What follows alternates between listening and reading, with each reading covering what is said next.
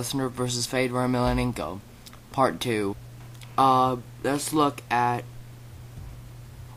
First off, let's look at his records. Many people don't realize this, but similar to Frank Mir, Fedor was a wrestler before anything. He took wrestling when he was 12, just like Frank Mir. Frank Mir was originally a wrestler, so was Fedor. He is a black belt and master of sports in judo and an international master of sports in sambo. With a total of 35 mixed martial arts fights, 32 wins, 2 losses, and a single no contest.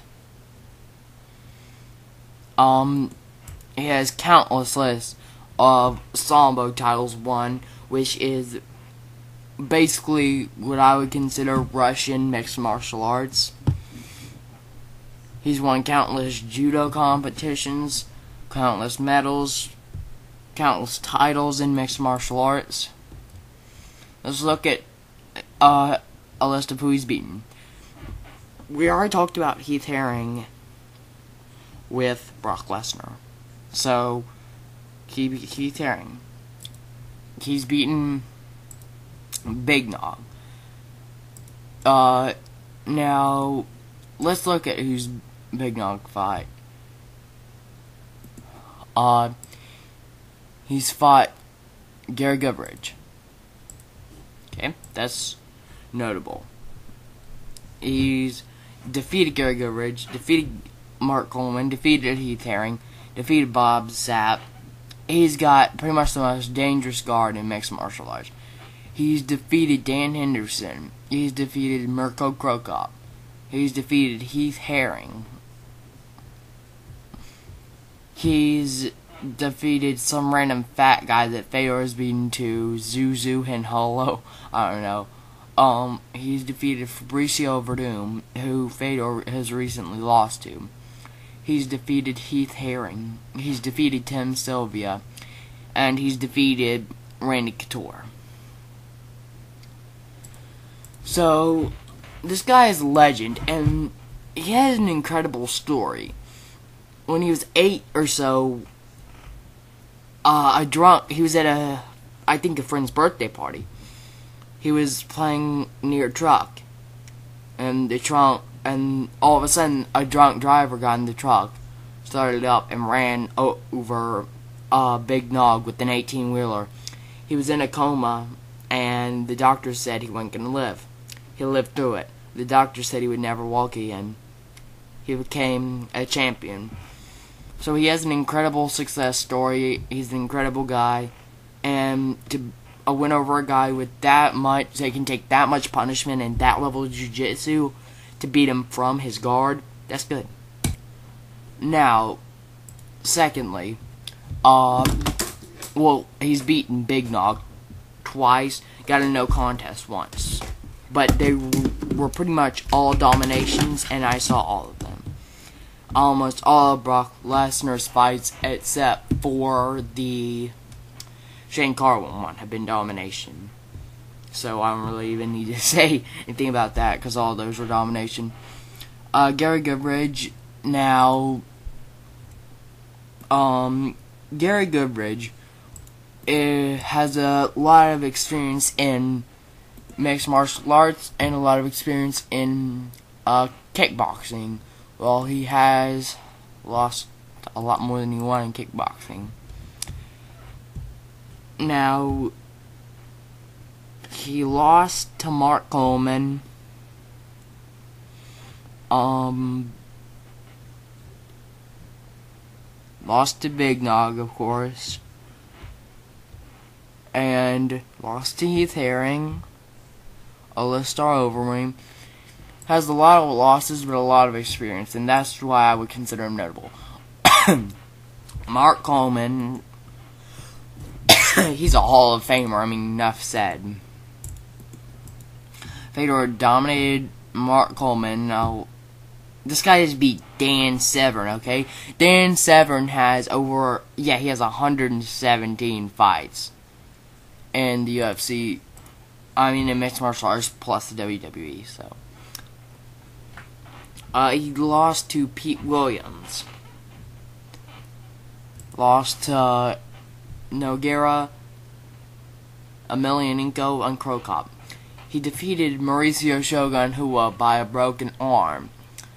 And back then, Shogun was as good as it gets. However, lost to Fedor and then lost to Hua again.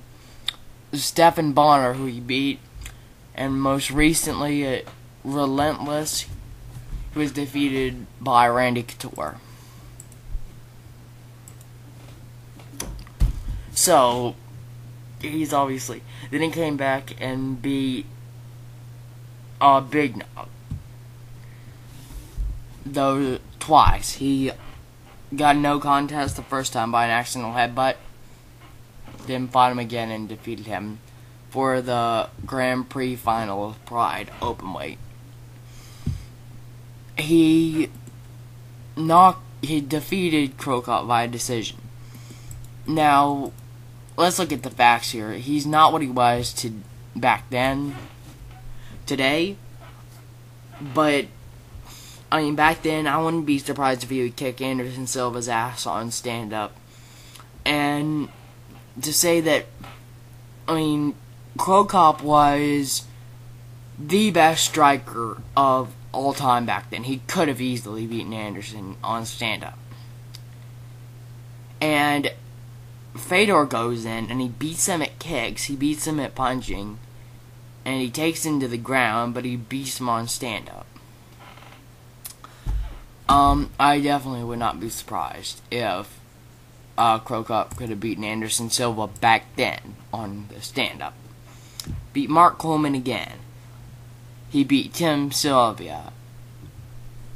Now, Tim Sylvia was like a huge known guy for the UFC champion.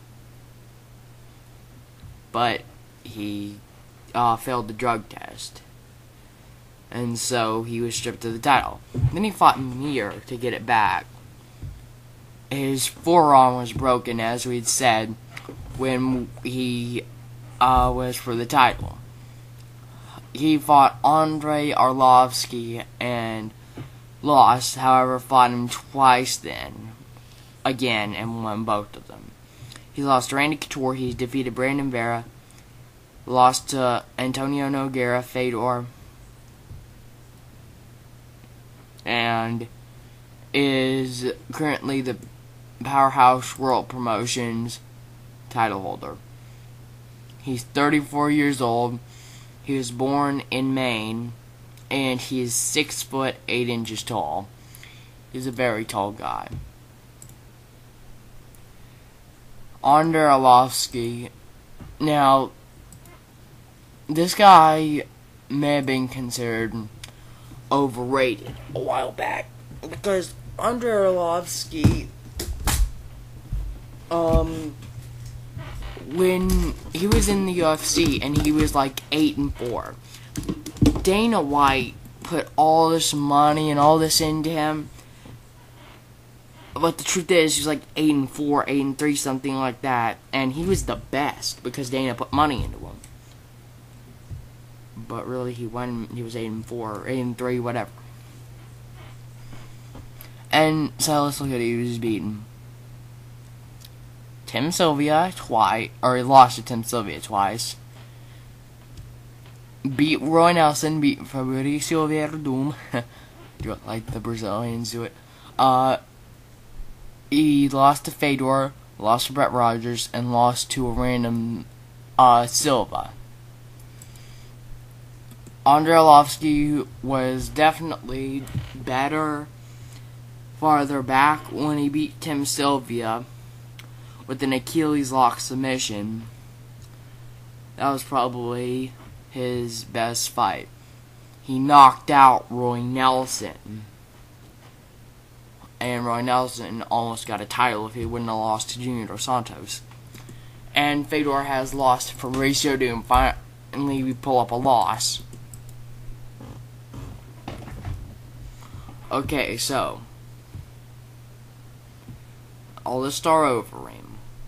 He submitted him. Nogueira lost by decision.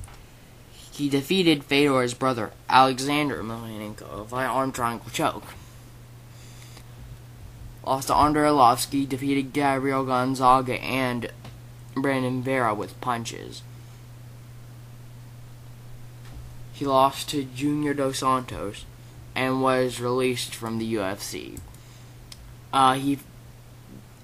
He defeated Fedor Emelianenko via a triangle armbar choke.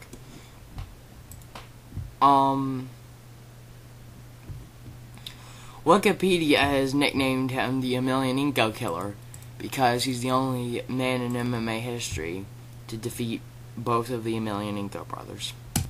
So as you can see, Fedor has a lot of experience with top-notch guys. He's beaten multiple Hall of Famers. He beat multiple future Hall of Famers. And the thing that I see people that say, who is he beaten? They have no idea. They have no idea what they're talking about.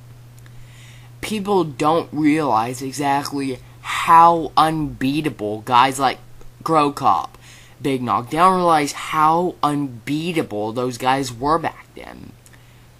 And to say he hadn't beaten anyone is just insane, because Grokop was like Anderson Silva with Chuck Liddell's Sprawl and Brawl.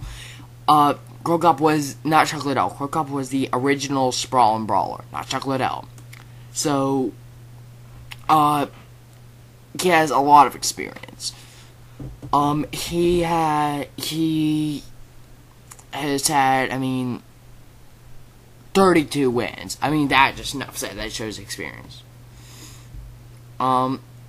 He's beaten Hall of Famers, future Hall of Famers of the UFC. He's won multiple Pride titles, and that's another thing people don't understand. Most of the best guys in the UFC came from Pride. Mauricio Shogun Hua, that's where he was known for. What's his face? Anderson Silva, let's look at him. He had a few fights in Pride himself.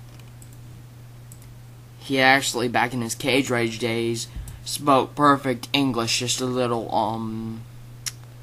thing to know there. Anderson Silva, back when he was in Cage Rage, spoke perfect English, but now that he's a champion, he can't speak English. Anyway, but yeah, he was in Pride before he was in the UFC, and honestly, I do miss it when Pride was better than the UFC, because back then, MMA didn't have a dictator. Jackass Dana White. Intent. But yeah.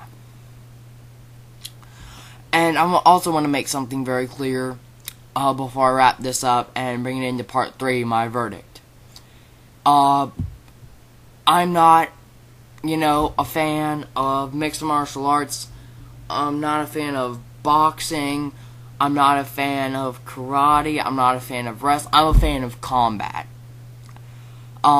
I'm going to tell it like it is. I'm going to tell it how it is. I'm going to tell it, okay, in this arena, this guy will win. In this set of rules, this guy will win. Under these conditions, this guy will win. Because I've been doing this for 10 years, and this is what I was raised on. This is what people know me for. So I want to make it very clear that I know what I'm talking about, and when I do these videos to make it as legitimate as possible, I'm doing it from a completely unbiased view. I've given Lesnar his, this is what he's done. I've given Fedor, this is what he's done. So next is my verdict. Thank you for watching. Let's carry it over to part 3.